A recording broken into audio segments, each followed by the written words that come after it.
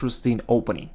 In this opening, white plays pawn e4, pawn e5, so far all the very standard moves, and all of a sudden black plays pawn f5.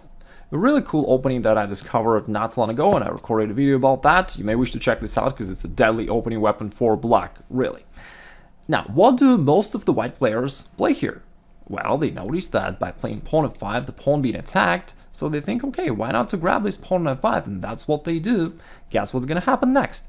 After that, black responds with pawn e4, and all of a sudden white figures out that they're somewhat in trouble, because the knight is attacked and all the squares where the knight could possibly go are already under the attack of the black's pieces, and therefore the knight can't really go forward, and moving it backwards to g1 just looks too passive and too bad. In fact, very often the white players lose this game just in 8 moves. That's really fun. I'm going to show you in a moment. But prior to that, let me just show you here. Let's go back to this point. Right after black played f5. Now, how should you think instead about this position or any other chess position, right? So once your opponent played their move, in this case it was pawn to f5, the first question is, after the opponent's move, check attacks. So after the opponent moves, you ask yourself, is there any attack? And in this case, indeed, the attack is the threat to your pawn e4. Black is ready to grab it. So in this case, the attack is pretty obvious. That's good. You already can take notice of that you probably need to do something about that. But then there is also the next stage. The second stage and the second phase of this rule says that before playing your move, you get a check for blunders. So if you decided that, okay, I'm gonna take here, before playing that move, you gotta ask yourself, are there any attacking moves that my opponent can play? Am I missing something?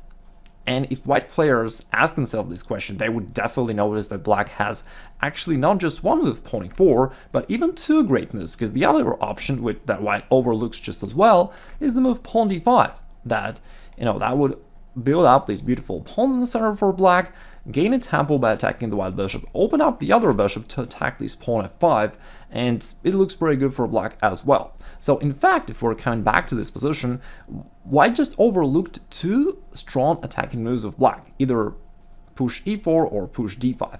Both moves are pretty strong, and white overlooks both of them, because they don't follow the simple A-B method that we're learning today. But after today's video, no longer you will be a threat to blunders. Alright, so now before playing that move pawn takes e5, you gotta check this quick, you gotta make this quick blunder check, so that then if you decided that, okay, e takes f5, blunder or something, then you'll just play some other move, right? You'll play, pawn d3 or whatever, and you're good to go, right? Now let's instead see what happens to most of the players who are unfamiliar